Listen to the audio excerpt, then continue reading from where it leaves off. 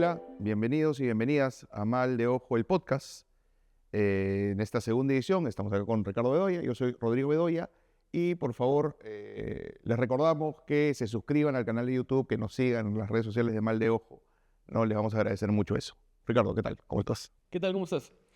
A ver, vamos a hablar de... Tenemos un menú variado hoy día. Sí, a ver, vamos a hablar de varios temas, ¿no? Vamos a comenzar con El Brutalista, algo sobre Cónclave, luego hablaremos del doblaje, ¿no? Del asunto del doblaje. En fin, señalaremos dos películas interesantes que hay en streaming, ¿no? Y A pedido del público. a pedido del público mencionaremos algunas películas sobre amores de todo tipo, y terminaremos recordando, ¿no?, a Gianfranco Aniquintas, uno de los nombres fundamentales del cine peruano. Entonces comenzamos un poco con El Brutalista. Ricardo, ¿qué te pareció? El Brutalista es una película, bueno, además está decir que es una película ambiciosa y distinta dentro del panorama del cine, digamos, de los Estados Unidos de hoy, ¿no? O de Hollywood de hoy, que aquí el director tiene un pie en el lado independiente, ¿no? A ver, lo que me interesa del Brutalista es un poco su planteamiento primero.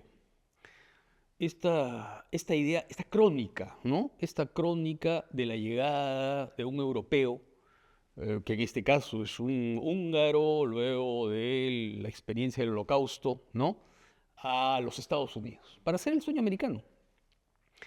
Esta es una idea que aparece en muchas películas del cine americano, ¿no? Desde El Migrante de Chaplin, ¿no? América América de Kazan, en fin, El Padrino, ¿no? El Padrino, claro. ¿Qué es la llegada, no? La llegada a un mundo nuevo. Y lo que hace Corbett, que es el director del Brutalista, es ir mostrando este ingreso a un mundo distinto, a un mundo de costumbres, a un mundo cultural distinto, ¿no? A un mundo de extranjeros así un poco hostiles, a partir de, a ver, la idea del confinamiento, ¿no? Vamos viendo cómo el protagonista, Laszlo, el húngaro, el arquitecto húngaro, va avanzando en medio de una embarcación, ¿no? Es un largo pasillo, ¿no? Estrecho, ¿no? Hasta que de pronto sale y se encuentra con esta imagen distorsionada de la libertad. Y a partir de ahí lo que vamos viendo son sucesivos encuentros, ¿no? Y cada uno de esos encuentros es como una especie de obstáculo en su integración, ¿no? Primero el encuentro con el primo, que ya está ahí afincado, y eso lo hace descubrir que la integración pasa por perder la identidad, ¿no? La identidad cultural.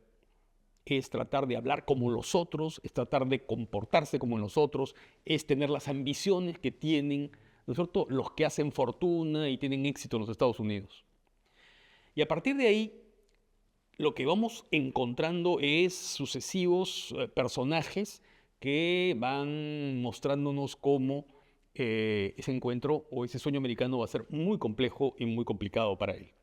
Pero lo interesante ahí, en toda la primera parte de la película, porque de más está decir que es una película que tiene 3 horas y media de duración y que está dividida en dos partes por un intermedio, es el tratamiento visual.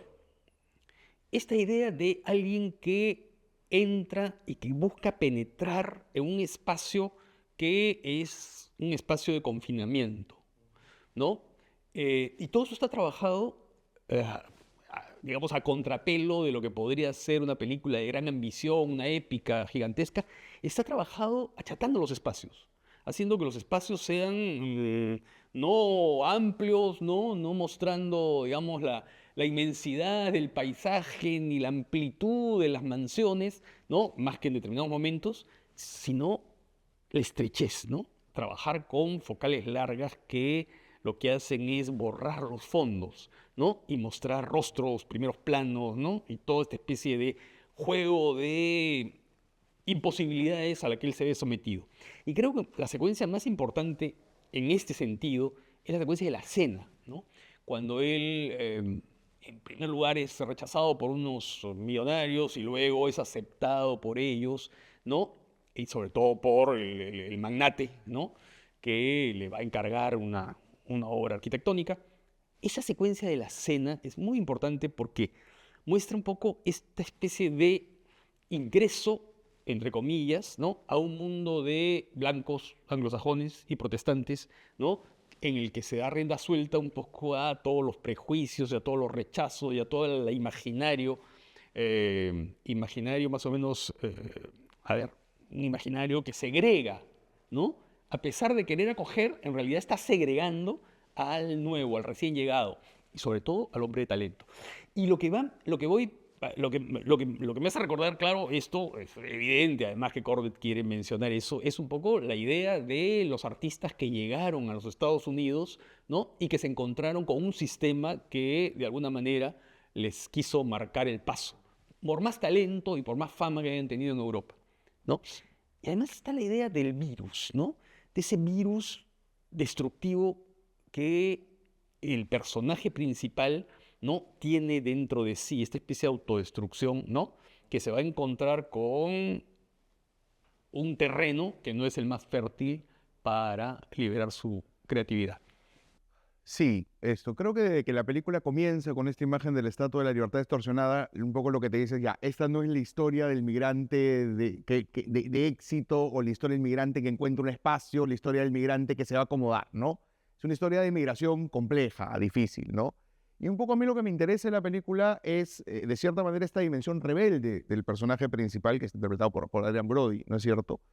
De de darse cuenta a partir primero de la relación con su primo, ¿no es cierto?, que es el que llega, ¿no? Que además hay algo que me parece interesante, las grandes historias de migración del cine estadounidense, la mayoría de ellas ocurren en Nueva York, ¿no es cierto? Acá no, acá esto ocurre en Pensilvania, ¿no es cierto?, en un espacio distinto.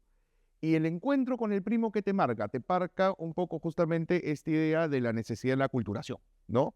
Porque el primo no reconoce sus raíces húngaras. Es más, es esto, el nombre la tienes interesante, ¿no? Es el apellido y familia. Y le dice, pero tú no tienes familia, no tienes, es el apellido de hijos, ¿no? Oye, pero tú no tienes hijos, ¿no? O sea, pero claro, es la idea de la familia, ¿no es cierto? Es la idea de la estabilidad y es la idea de no reconocer tus raíces, de quedar como el americano promedio para conseguir el éxito en la sociedad, ¿no? Ya, el personaje principal, ¿no es cierto?, se rehúsa a eso. Y él quiere mantener sus raíces judías, va, ¿no es cierto?, a un templo judío, ¿no? Mantiene esa dimensión, así es, ¿no? A una sinagoga, mantiene esa tradición, ¿no es cierto? Se niega a cambiar, ¿no?, un poco el acento, ¿no? O sea, hay toda una marca de tradiciones, ¿no? Que él quiere mantener, que él se rehúsa a perder. Y un poco la película lo que va a hacer en el transcurso de su metraje es mostrarnos cómo esa rebeldía en realidad es al mismo tiempo su propio fracaso, ¿no? O sea, esa gracia o esta, si tú quieres, esta épica de la rebeldía, de mantener tu identidad, en la tierra prometida, ¿no es cierto?, en la tierra de las oportunidades, en realidad es lo que lleva al personaje a su fracaso, ¿no? Entonces creo que la primera parte de la película en donde el personaje va conociendo un poco este mundo que se le va abriendo, ¿no? Y él cómo va buscando entrar a ese mundo mientras mantiene su propia identidad, me parece también lo más logrado de la película.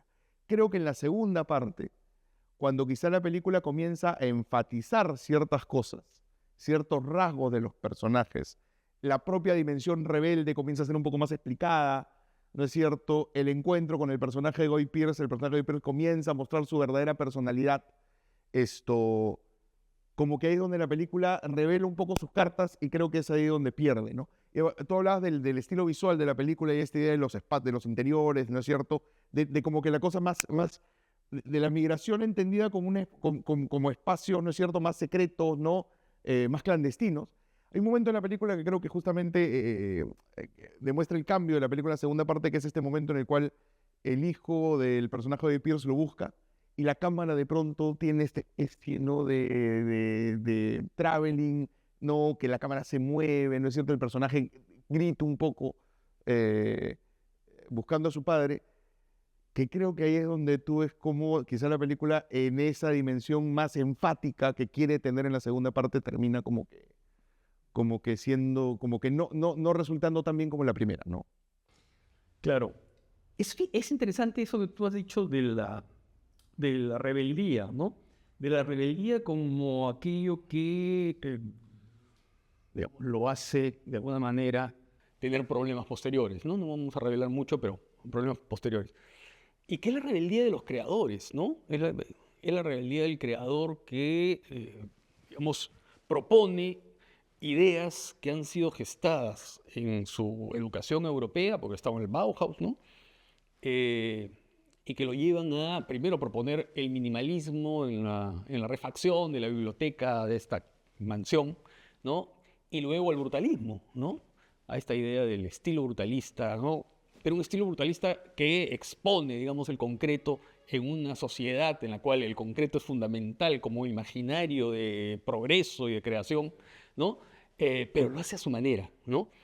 Y ahí va jugando la película, a ver, va jugando la película digamos, con establecer las formas de la trayectoria del personaje con las formas del interior de esa gran construcción que él hace, ¿no?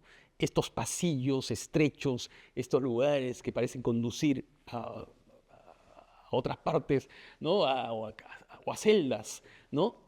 Toda esa dimensión en la segunda parte, digamos, está explicada y sobre todo está como, a ver, convertida en metáfora, ¿no? En metáfora del destino de este personaje, del enclaustramiento, de esta especie de sensación de sofoco permanente en el que vive, ¿no?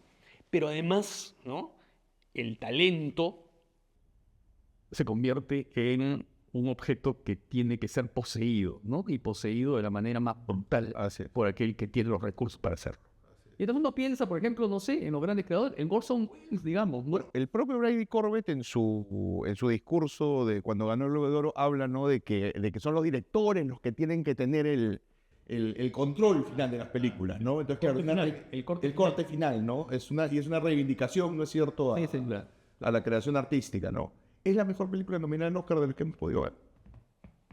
Es la más ambiciosa, es la más poderosa, no sé, ¿no? A mí la verdad es que no me parece la obra maestra que todo el mundo proclama, ¿no? Me parece una película, digamos, sólida, buena, atractiva, distinta, digamos, ¿no? Uno reconoce en Corbett una intención muy clara, ¿no?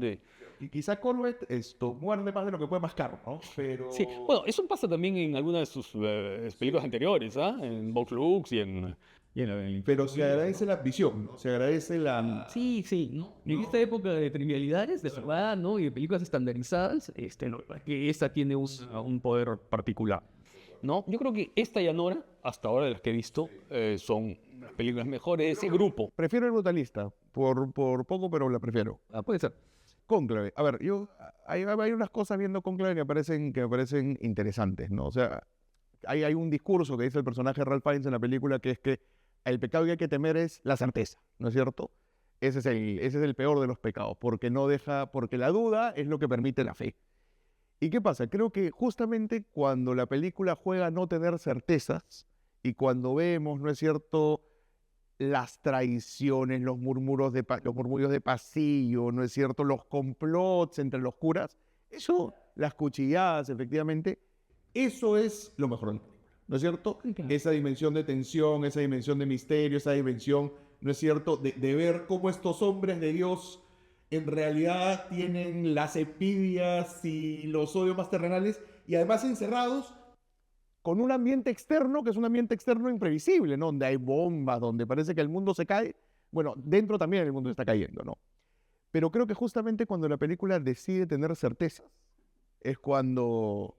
¿Y qué certeza, no es cierto? Es cuando... Como que la película se traiciona un poco a sí misma, ¿no? Y es en la parte final donde todo se descalabra, ¿no? Sí, estoy de acuerdo contigo, ¿no? A ver, claro, lo que más atrae la película es el lado de género. Cuando el director agarra y comienza a trabajar el género, ¿no es cierto? Que es todos estos giros de guión, ¿no? Y la aparición de un personaje, la oposición entre el cardenal malo, ¿no? Arribista, manipulador, ¿no es cierto? Y este personaje que es una especie de intelectual lleno de dudas y de dolores, ¿no? que tiene un pasado posiblemente complejo, ¿no? Y que quiere usar la razón en un mundo de fe, ¿no? Un poco como, es muy distinto, pero me hacía recordar un poco a Guillermo de Baskerville, del Nombre de la Rosa, ¿no? Que entra y comienza a dudar de las evidencias. Y además el Papa lo sabe porque le dice, tú no eres un hombre para ser pastor, tú tienes que organizar esto, ¿no? Es un Tú eres un administrador. administrador, ¿no? Es un administrador, sí. Pero claro, la película poco a poco se va orientando hacia eso que tú has dicho, hacia la certeza. Y una certeza afirmativa, asertiva, ¿no? Que uno la ve venir desde ya mucho antes, ¿ah? Mucho antes. Felizmente que la deja ahí, ¿no? Y sigue con las tramas de cuchillazos y de traiciones, ¿no? Porque eso hace que la película tenga cierto dinamismo, ¿no? Ahora, todo eso está trabajado con el género, pero está trabajado de una manera muy tradicional, ¿no? Muy conservadora, muy tradicional, no hay ninguna, Sí, ¿no? Lo Y cual- una notable actuación de Fiennes, ¿no? Y lo cual también, esa dimensión tradicional es parte del encanto de la película también. Sí. ¿No? Esa dimensión, ¿no es cierto?, Sí, claro. de un tratamiento, ¿no es cierto?, más bien clásico, que una pena sí que la película se vaya hacia un costado tan afirmativo. Tan afirmativo, así que no vamos a decir cuál es. Así es. Ahora, ¿qué pasa? Nosotros estamos hablando de dos películas. Una de ellas Cónclave, que es muy probable que haya gente que haya visto otra película que también se llama Cónclave, Sí. pero hablada en español. Así es, porque Cónclave yo creo que es el ejemplo perfecto de la película que es traicionada con el doblaje, ¿no? ¿Y por qué? Porque claro, ahí están los acentos, porque están los cardenales de todo el mundo, ¿no? De todos hablando en sus propias lenguas, ¿no? O en algunos casos hablando un inglés con acento, ¿no? Italiano, o en otros casos hablando italiano con un acento inglés o con un acento latino, ¿no es cierto? Un acento en español, ¿no?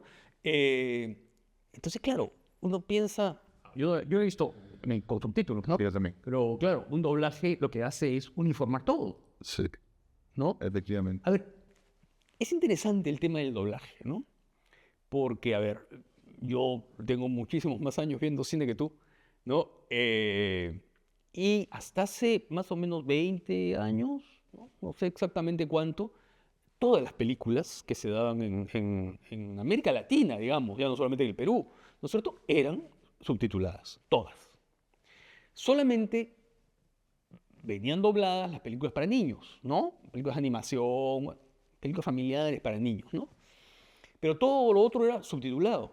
Y de pronto, poco a poco, por alguna razón, que en fin, hay varias teorías, hay varias explicaciones, ¿no? De pronto los distribuidores norteamericanos y sus agentes, sus agencias, impusieron el doblaje. Impusieron el doblaje de una manera, sí, a mano militar, ¿no? Y un doblaje además que en el caso del Perú, no sé cómo sea en otros países, ¿no? Es un doblaje que tiene una acentuación muy claramente clasista, ¿no? Una intención claramente clasista, ¿no? Es decir, si tú quieres ver una película en su idioma original, como debe ser, solamente la puedes ver en algunos cines, y muy pocos cines. De los más caros, además. Sí, los más caros. Y en el resto del país todo está doblado, ¿no? Yo recibo siempre comentarios de algunos amigos de fuera, no sé, de diferentes regiones del Perú que me dicen, no se puede ver, o sea, todo está doblado. E incluso en una ciudad tan grande como Lima, donde desplazarse desde el Cono Norte, Lima Norte o hacia Lima, o de Lima Sur hacia el Alcázar o hacia el Arcomar, que suelen tener funciones más subtituladas, ¿no es cierto? Es imposible. Es imposible. Ahora, ¿por qué? ¿Por qué oponerse a esto? ¿Por qué no decirle a los distribuidores que deberían tener digamos, la apertura y la tolerancia, ¿no es cierto? Y el conocimiento de que hay mucho público de todo Lima y de todo el Perú que quiere ver versiones subtituladas, ¿no? A ver, porque, ¿qué estamos oyendo? Lo que oímos son voces, diálogos, ¿no? Y los actores y actrices, ¿no? Tienen dos herramientas para su trabajo, que son el cuerpo y la voz, ¿no? La corporalidad y la voz que tiene una serie de matices, ¿no? Porque no solamente se trata de un poco a ver, lo que es el timbre de la voz, sino también la entonación, el volumen, ¿no? En fin, todos estos elementos fónicos que son trabajados por los actores para poder encarnar un personaje, ¿no? Entonces, claro, si tú pones una voz neutra que lo único que hace es traducir, ¿no? Aquello que está dicho, ¿no? Estás eliminando todo aquel elemento sensorial que es tan importante para poder acercarse a una película. Piensa tú, por ejemplo, en Meryl Streep, ¿no? Que es famosa no sé, pues por maniática, ¿no es cierto?, por encontrar la dicción y la entonación y el acento. Margaret Thatcher, ¿no? Haciendo el papel de Margaret Thatcher, ¿no? O sea, es todo un trabajo de interpretación que de pronto el doblaje lo elimina, lo borra. Pero no solamente la voz, ¿ah? No solamente se altera la voz, se altera la banda sonora. Hay muchos rodajes con sonido directo, ¿no es cierto? Y están ahí, se cambia todo, cambia todo. Hay una especie de desaparición de partes de la banda sonora. Sí, o sea, el doblaje es una mutilación, de cierta manera. Lo que se está haciendo, básicamente, cuando uno ve una película doblada, está viendo un producto modificado. Es como que yo compre una Coca-Cola y me estén dando una bicola, ¿no es cierto? Una cosa así, o sea, se me está dando un producto que no es el mismo, ¿no es cierto?, que los productores diseñaron, que el director diseñó, que cualquier persona involucrada en la creación de la película diseñó, ¿no? Entonces se nos está dando un producto modificado. ¿Y cuál es el tema?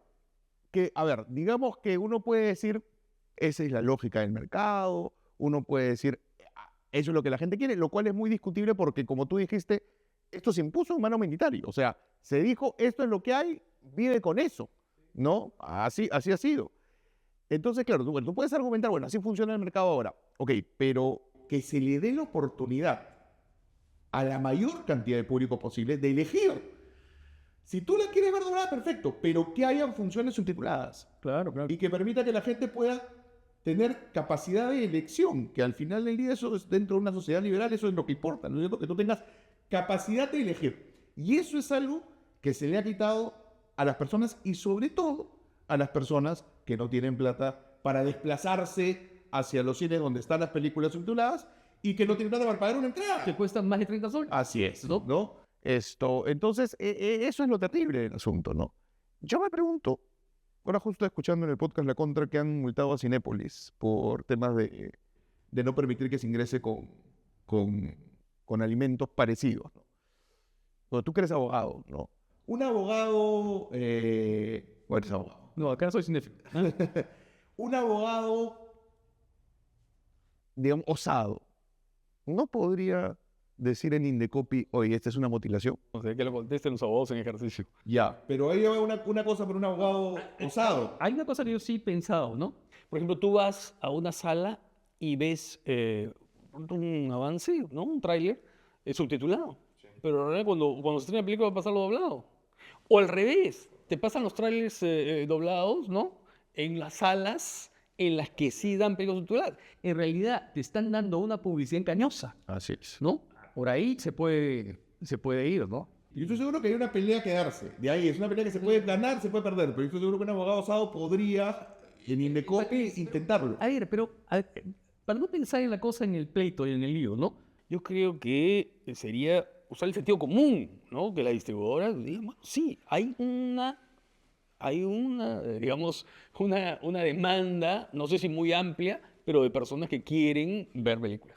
El problema es que se ha naturalizado el asunto del doblaje. ¿Verdad? Yo creo que lamentablemente el sentido común en eso ya se perdió. Yo una vez lo he dicho en clase, el asunto del doblaje, cuando hablamos del sonido, explicamos la idea del sonido, ¿no? Y hablar del problema del doblaje, y los alumnos me miran como sorprendidos, ¿no?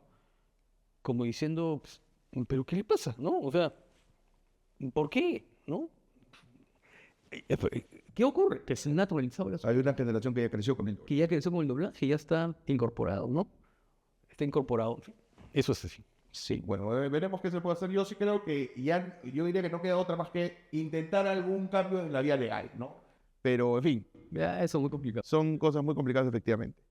Hablemos un poco de streaming, de ciertas cosas que se pueden ver en streaming. Hemos pensado en 2 recomendaciones de 2 películas que se pueden ver en Prime Video, ¿no? Una de ellas es una película de un actor muy conocido, que es George Clooney, que es verdad que no trabaja hace un rato como actor, ¿no? Porque creo que le ha dado un poco más de renta suelta a su carrera como director, y de la cual no hemos visto casi nada después de algunas películas, ¿no? Sí, ya hace varios años. Así es. La película que queremos recomendar es The Boys in the Boat. Creemos que está en Prime como Remando como un solo hombre, ¿no? Que es una película deportiva, de emociones deportivas, ¿no es cierto? Es la historia de unos jóvenes de una universidad en la costa oeste de los Estados Unidos, al norte de los Estados Unidos, que además del equipo juvenil de remo, ¿no? Que es compuesto por chicos de carencias económicas muy grandes, porque además la película se ubica en los años posteriores a la Gran Depresión, ¿no es cierto?, en la década del 30, ¿no? De chicos además con carencias afectivas, como el protagonista, ¿no es cierto?, el padre ausente, y que a través del remo demuestran su valía, ¿no es cierto?, y llegan a competir, en fin, ya no diremos mucho más, pero digamos, tienen algunos triunfos importantes, ¿no es cierto?, y además son entrenados por un entrenador, vale la redundancia, ¿no es cierto?, digamos, lacónico, ¿no es cierto?, ¿no? Que los guía desde esa dimensión, ¿no es cierto?, más bien lacónica, seria, al triunfo, ¿no? La película que en realidad toca todas las teclas de las emociones deportivas, una película de estirpe muy clásica, que hace 20 años se hubiera estrenado sin ninguna duda en los cines de Lima y que ahora pasa absolutamente desapercibida, pero que en esa estirpe clásica está contada con energía, está contada con convicción, un acierto un poco en crear personajes que respiran una tradición del cine estadounidense, ¿no? Que ahora casi que ni se ve en los cines, ¿no? Sí, pues, ¿no? Son ese tipo de películas que ha ido desapareciendo. Son esas películas de perfil medio, ¿no? Que han ido siendo desplazadas por otro tipo de producciones, ¿no? Sí, es una película especialmente interesante, ¿no? Creo que Clooney es un director así clásico en ese sentido, ¿no? Es decir, hay una narración, ¿no? Le interesa desarrollar personajes, establecer muy bien las fases del relato, ¿no? Y crear una emoción, ¿no? Y además una visión política, ¿no? Sí. Que, claro, es muy típica de él, el que es un liberal en el sentido, ¿no? En el sentido de progresista, digamos, ¿no? Es un liberal y creo que hay una visión antifascista muy clara. Por supuesto, ¿no? Y también visión antifascista hay en la siguiente película que vamos a hablar, que es The Order. Y que eso es muy claro, ¿no? Sí, The Order, ¿no? Que es una película de Justin Kurzel, ¿no? Bien. Y que, claro, es una... A ver, es bien interesante la forma en que se acerca, ¿no? A esta historia de una organización clandestina, que están dispuestas a todo, digamos, a cometer actos terroristas y incluso a crear una especie de guerra civil, ¿no? Para conseguir sus fines, que son fines de la imposición de un gobierno fascista, un gobierno racista, excluyente, ¿no? Totalitario, ¿no? Y es un grupo que está formado por jóvenes y no tan jóvenes, ¿no? Y claro, a partir de eso, ¿no? Se va desarrollando una trama que es una trama criminal, ¿no? Una trama criminal, de pesquisa criminal, ¿no? En lo que hay agentes del FBI, en fin. No vamos a entrar mucho en detalles argumentales, ¿no? Pero es una película que tiene, tiene una garra muy particular, ¿no? Tiene una garra muy particular y una actuación notable de Jude Law, ¿no? Y también de Nicholas Hoult, ¿no? Que es el actor... ¿Y qué año que ha tenido Nicolas Hoult? Claro que ha estado en Nosferatu y en El jurado número 2. el número 2 de la película de Clint Eastwood, ¿no? Y que es un actor muy bueno y que acá tiene una actuación de contención especial, ¿no? Porque es un personaje que tú puedes verlo como un personaje terrible, una especie de fanático, pero no es el fanático sobreactuado, ni histérico, ni desaforado, no, al contrario, está totalmente volcado, ¿no? Y son esos personajes que dominan todo con un gesto, una mirada, ¿no? Creo que está magnífico. Es el fanático que juega con su hijo enseñándole a disparar, ¿no? Esa es su forma de jugar con su hijo, ¿no? Sí, sí, claro. Y la película muy clara, y creo que el momento en el que se ha estrenado bien es un momento muy claro, ¿no? Y las dos son películas de estirpe clásica, ¿no? Son películas Sí, que totalmente. tienen esa... Y que claro, por ejemplo, pasa con The Order, es una película que también es una película de hace 20 años probablemente se hubiera estrenado sin ningún problema. Y seguramente con mayor éxito que la anterior, ¿no? Pero sí, ¿no? Sí. Porque claro, porque es una película más de acción, Así es. hay una trama, es un thriller, ¿no es cierto? Así Es una película de suspenso y de emociones y picos, ¿no? En medio de la acción. Y eso pega que te agarra, además, ¿no? Que te mete un poco en esa trama, ¿no? Criminal en la cual, además, el personaje de Jude Law, ¿no? Es un personaje que, en fin, no voy a decir mucho, pero que tienen problemas físicos y problemas emocionales, Son ¿no? estos héroes clásicos, ¿no es cierto?, que tienen que demostrar su valía teniendo problemas y carencias personales, ¿no es cierto?, Sí. fuertes. Claro, y que no son jóvenes, ¿no? Y- Así es. Personas que están entrando, digamos, a una edad mucho mayor, ¿no? Y que es una etapa de reflexión y demás. Sí. Bueno, las dos películas están en Prime Video, así que recomendamos mucho su... Altamente recomendable, Altamente mucho recomendable. mejor que las nominadas al Oscar. Ah, sí, sí, sí. La verdad que sí. De lo que hemos visto, sí. Sí, claro. De acuerdo. No. Vamos ahora a responder un pedido que tuvimos en YouTube, pensando que estamos en febrero, ¿no es cierto? Que es el mes del amor, el mes de San Valentín, ¿no? Haciendo recomendaciones de algunas películas románticas. Yo he pensado en tres, ¿ya? Y las digo rápidamente. Una es Medianoche, de Michel Nitzen, que es una película clásica, ¿no es cierto? De finales de los 30, principios de los 40, ¿no? Que es una screwball comedy, ¿no? La screwball es un género muy particular de la época clásica de Hollywood, que es básicamente, que es un poco, si ustedes quieren, el gran antecedente de la comedia romántica contemporánea, ¿no? Que se sustenta en qué? Se sustenta en un poco la guerra de los sexos, ¿no?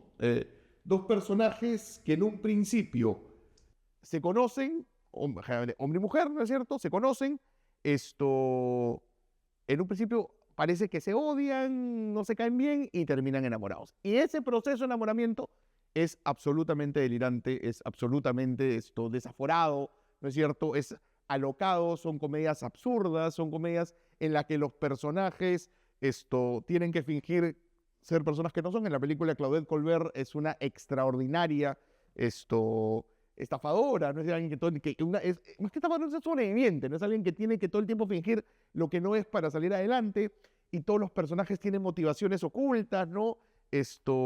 Y todo es tan desaforado que es irresistible, ¿no es cierto? Es una película notable que recomiendo mucho.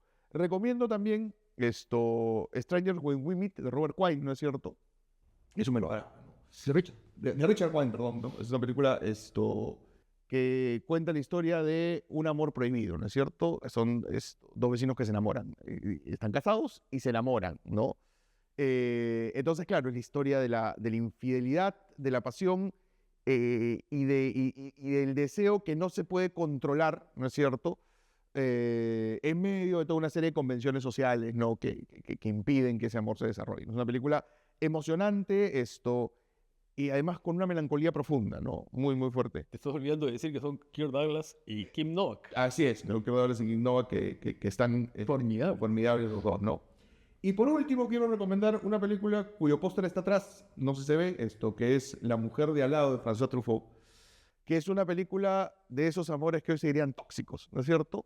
De esos amores terriblemente tóxicos, que es la historia de dos, una mujer que han vivido una pasión muy fuerte en un tiempo y se reencuentran siendo vecinos, y de pronto, ya los dos teniendo familia, y de pronto el amor digamos, renace, pero renace ese amor, ¿no es cierto?, que tú sabes que te hace daño y sin embargo tienes que seguir adelante, ¿no? Y es interesante cómo es una película que, claro, muestra personajes, yo diría, autodestructivos, personajes que no pueden controlar eso que sienten a pesar de que saben que les hace muy mal, pero mirados desde la empatía y desde la calidez del cine de Truffaut, ¿no? Que creo que eso te pone en una posición bien interesante, ¿no? Claro, y hay un personaje, una mujer que observa, ¿no? Que es la mujer mayor que también tuvo una pena de amor muy fuerte que la ha dejado de alguna manera marcada físicamente y que dice, a esta pareja en la sepultura debería ponerle ni contigo ni sin ti. Ni sin ti. A ver, me ganaste esa, porque yo lo hubiera dicho porque creo que es, a ver, de lo mejor de Truffaut, ¿no? Pero ya que estamos en Truffaut, a ver, me acuerdo de una película, no sé si sea una película de amor propiamente, pero que es una gran película sobre, a ver, la seducción y la atracción, ¿no? Que es Julie Jim, o Una mujer para dos, como se llama en muchos lugares, ¿no? Este trío amoroso, ¿no? Encabezado o organizado en torno a la presencia de Jean Moreau, ¿no? Y que es una película, una de las grandes películas, creo, de Truffaut, que era un gran director. A ver, me iría al cine mudo. Hay dos películas que me parecen extraordinarias, bueno, hay tantas, ¿no? Pero hay dos películas que me parecen absolutamente extraordinarias, que son La Aurora, Amanece, Sunrise, de Murnau, ¿no? Que es un director inmigrante en los Estados Unidos, un alemán, ¿no es cierto?, que llega a los Estados Unidos y hace esta película Fox. absolutamente extraordinaria sobre el amor conyugal, ¿no? Y la tentación y el deseo, ¿no? Murnau es uno de esos europeos que llegaron a, a los Estados Unidos como el brutalista, pero claro, no tuvo tiempo para saber si el sueño americano se cumplía o no, ¿no? En todo caso lo cumplió parcialmente, pero murió muy joven, ¿no? Y la otra es el séptimo cielo de Fran Borsari, ¿no? Que también, ¿no? Hay otro europeo, que es la pareja que se separa, la guerra, ¿no? Todos los elementos del melodrama, ¿no? Y que en determinado momento, a determinada hora, tienen que pensar entre ellos, estando separados. Ya, pues no cuento más porque, ¿no? Debo decir. Bueno, A Far to Remember, creo que es un clásico, algo para recordar, ¿no? De Leo McCarey, ¿no? Eso ya es Cary Grant y Deborah Kerr, ¿no? Conociéndose, separándose y reencontrándose en uno de los momentos finales más extraordinarios de la historia del cine, ¿no? Y voy a mencionar algo que no me parece obras maestras, pero son grandes películas, la de Richard Linklater, la trilogía de Richard Linklater, ¿no? Antes del amanecer, antes del atardecer, antes del anochecer, ¿no? Sí. Algunas sí es una gran película. Algunas es una película que tiene... Sí, no. Todas tienen grandes momentos, ¿no? Sí, todas tienen grandes momentos. El final de la segunda, ¿no? Pues, Es absolutamente formidable. Y la mirada de Ethan Hawke, ¿no? sí. Es una mirada de amor más grande que ha dado el cine, ¿no? Sí. Mientras ella canta. ¿Volverán los personajes? Verá cada 9 años. Ya pasó, ¿no? ya debería haberlo hecho, ¿no? Yo creo que, no sé, de pronto espera un tiempo. De pronto en la vejez. En la vejez, ¿no? No queremos cerrar el programa sin mencionar a Gianfranco Nichini y recordarlo, ¿no? Hoy día que nos hemos enterado, bien, estamos grabando este programa el miércoles y hoy nos hemos enterado de la muerte de Gianfranco Nichini, ¿no? Solo Carlos, si tú quieres decir. Pues además tú lo conociste personalmente, ¿no? Nichini es uno de los nombres fundamentales del cine peruano.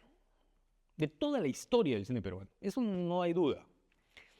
Porque además era un personaje múltiple. Era técnico, ¿no? O sea, editor, sonidista, de todo, ¿no? Y por supuesto también fue director, ¿no? Y además era una persona que fue muy importante en la formación de mucha gente, ¿no? Porque él ya venía con un bagaje técnico y con una formación y siempre fue muy generoso y ayudó a mucha gente que empezaba en los años 70, ¿no? Hay que recordar su aparición como gigoló, ¿no? En el episodio de Intriga Familiar que dirigió José Carlos Guayhuaca en Cuentos Inmorales, ¿no? Ahí aparece él actuando, muy gracioso, muy divertido, ¿no? Y luego sus cortos, ¿no? Sus cortos me parece que son... Mira, los cortos son de las mejores cosas que se han hecho en el cine peruano. De las mejores películas del cine peruano, sin duda, ¿no? El hombre solo, ¿no? Radio Belén, Una novia en Nueva York, María del Desierto. Me parece que son cortos de una solidez extraordinaria y sobre todo, ¿sabes qué? De una modernidad formidable, porque son cortos que él hace a los años 80, comienzo de los años 80, ¿no? Pero que tú los ves ahora, ya los veías en esa época, los veías como cortos que eran distintos, eran insólitos en esa época en la que los cortos pasaban antes de todas las películas por la ley de exhibición obligatoria, ¿no? Y cuando los ves ahora, descubres que Nichini estaba haciendo un cine que era perfectamente moderno y que con el paso del tiempo los hace mejores, ¿no?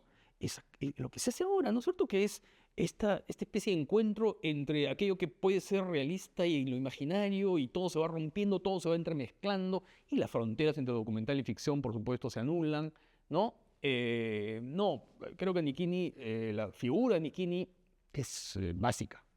Yo tengo Básica. Una nueva en Nueva York que me parece una de las grandes películas de la historia del cine peruano por su capacidad para, primero que nada, contarnos historias más grandes que la vida, ¿no? Y cómo este personaje, ¿no es cierto? Que Mínimo. Es un personaje mínimo y a partir de este personaje mínimo comenzar a sacar capas en las cuales el cine se mezcla con la vida, las tristezas del personaje se comparan a películas, ¿no es cierto? Es una cosa alucinante, la capacidad de Nichini para, de la nada o de lo mínimo, ¿no es cierto?, abrir capas que son entrañables, que son divertidas, ¿no es cierto?, que son melancólicas. Es un cortometraje en 9 minutos, además, o sea, es notable, ¿no?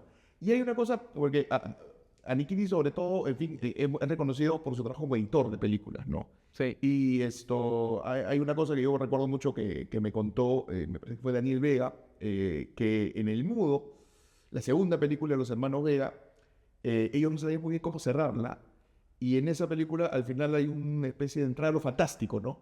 Ese entrada a lo fantástico, que es un gran final, fue de Annikini, ¿no? Annikini fue el que propuso esa posibilidad. Annikini era una persona que, claro, mucha gente que consultaba, ¿no? Porque, ¿sabes? Un tipo que tenía así el cine en la cabeza, Claro. ¿no? Y claro, y daba soluciones, sugería cosas. Era un editor creativo. En todas las fases, además, Exacto. de guión, en todas las fases de la producción. No, Annikini es Sí. fundamental. Y si pueden ver su película, porque hizo un largometraje, ¿no es cierto? Al final, un poco ya, digamos que empecé en 2000... Hace unos sí, años, sí. hace 10 años, un poquito más quizá, que es La increíble vida de Peter Eustaquio Rengifo Cullmann, ¿no? Que es un largometraje, creo, sin tener el nivel de sus cortos, está un poco el conglomerado de su obra, ¿no? Es muy Annikini. Sí, es muy Annikini.